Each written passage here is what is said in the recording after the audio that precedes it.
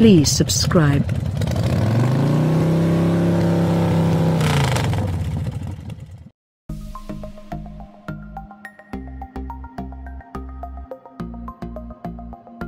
Wow! That was the first thing written in the notebook after getting out from behind the wheel of the 2018 Hyundai i30 and Performance. So let's cut to the chase. The i30 and Performance is not just seriously good for a Hyundai. It's seriously good, period.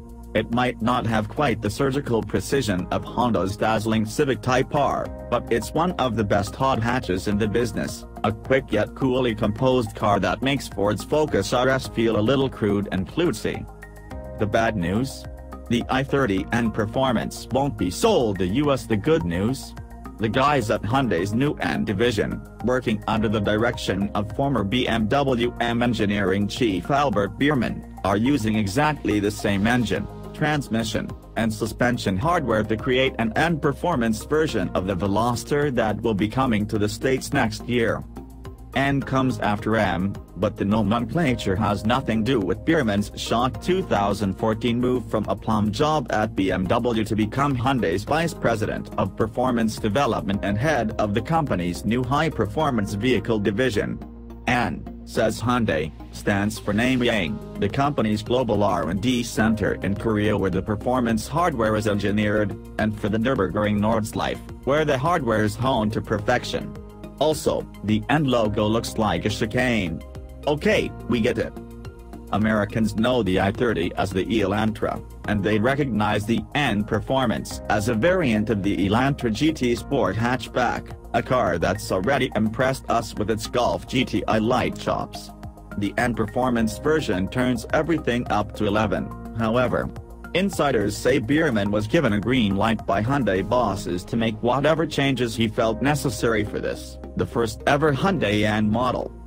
In place of the Elantra GT Sport's 201 horsepower, 195 pound-to-foot, 1.6-liter turbocharged 4-cylinder engine, the i30 and Performance is powered by a 2.0-liter turbo 4 that develops 271 horsepower at 6,000 revolutions per minute, with 260 pounds-to-foot of torque on tap from 1,500 revolutions per minute through 4,700 revolutions per minute, and another 18 pounds-to-foot available via an 18-second full throttle overboost function. The engine drives the front wheels through a beefed-up version of Hyundai's own 6-speed manual transmission and an electronically controlled limited-slip differential. There is an entry-level N version available that makes do with 247 horsepower, plus smaller wheels, tires, and brakes, and misses out on the Performance model's tricky diff, among other things. The suspension layout is the same as the Elantra GT but features heavy-duty components such as redesigned steering knuckles, plus new springs and electronically controlled shocks, and the ride height has been lowered.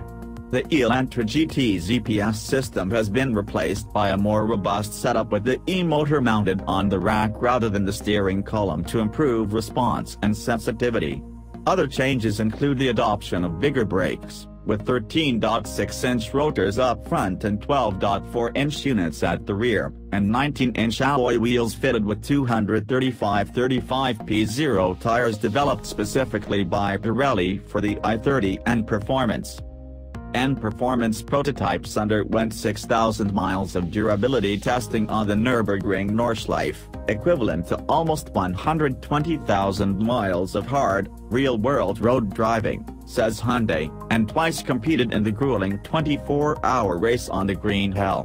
That level of experience is reflected in detail touches such as the bar across the body behind the rear seats to improve body rigidity and the large vents in the redesigned front bumper to help cool the brakes.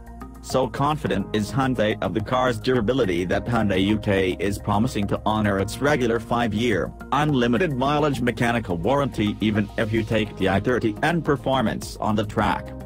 The N Performance offers 5 drive modes access via paddles mounted on the front side of the steering wheel. The left-hand paddle toggles between the normal, sport, and vehicle modes that are familiar fare across the current Hyundai range. The right-hand paddle is the fun one, allowing you to access N mode, which dials the powertrain and chassis settings to the max, or custom mode, which allows you to mix and match settings across 7 individual functions: engine response, rev matching, e-diff, exhaust sound, shock rates, steering, and stability control. The menu is easily accessed via the 8.0-inch infotainment touchscreen at the center of the dash. And mode was the hot setup on the track section of the drive program, held on the challenging 2.2-mile Cadwell Park circuit in rural Lincolnshire, England, not the least because it switches the stability control to sport mode. You can turn stability control all the way off in custom mode, but Cadwell Park's white-knuckle array of corners hidden over blind crests combined with the damp British climate suggested discretion might be the better part of valor. The engine delivers a smooth, linear surge of acceleration through the gears. It's not a high-revving power plant, everything's done and dusted by 6,200 revolutions per minute, but it doesn't need to be because you can luxuriate in that broad swathe of mid-range torque. Hyundai claims the i30 and Performance will accelerate from 0 to 60 miles per hour in about 6.0 seconds, en route to a top speed of 155 miles per hour. For perspective, that 0-60 time is right on a PDK-equipped, 210 horsepower Golf GTI, still in many ways the segment benchmark. The 306 horsepower Civic Type R, the best front-drive hot hatch in the world right now, is a mere 0.2 of a second quicker to 60 miles per hour and 13 miles per hour faster. The little Hyundai arrives at braking points carrying more speed than you expect. Fortunately, the brake pedal is firm, with nice feel.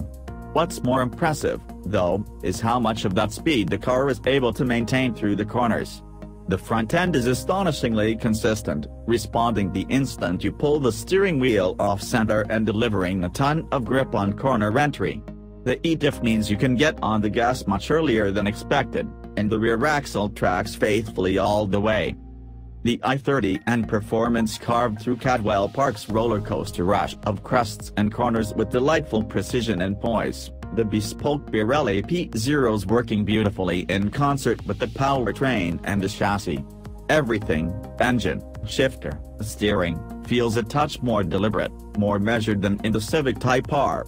A big mid-corner lift off the gas will get the chassis to rotate, but the transients are calm, composed, and easily controllable. This Hyundai never feels like it's going to surprise you. Then you look down at the speedometer and see just how fast you're going. All that traction and torque comes in handy out on the road, punching the little hatchback hard out of corners and telescoping overtaking distances. The hot setup for fast road driving is to switch into custom mode and toggle everything but the suspension to the same settings as N mode. The suspension? Set it in normal or maybe, if the road's hyper smooth, sport. As the default setting for N mode, Sport Plus is great on the track, keeping a very tight rein on body motions without any of the weird pogoing through fast sweepers we experienced in the Focus RS, but it's a little too stiff for everyday road use. The normal setting takes enough of an edge off the vertical inputs to deliver decent ride quality without compromising handling. With 271 horsepower and up to 278 pounds-to-foot all going to the front wheels, you will get a little torque steer on less than perfect tarmac if you nail the gas, but it's more like a squirming sensation through the steering wheel than any real shift in vehicle trajectory. The Sport Plus steering setting is one of the few that actually delivers more feel instead of merely more torque resistance at the steering wheel, and it is perfectly acceptable even at low speeds. Hyundai also offers normal, sport, and Sport Plus settings for the rev matching system.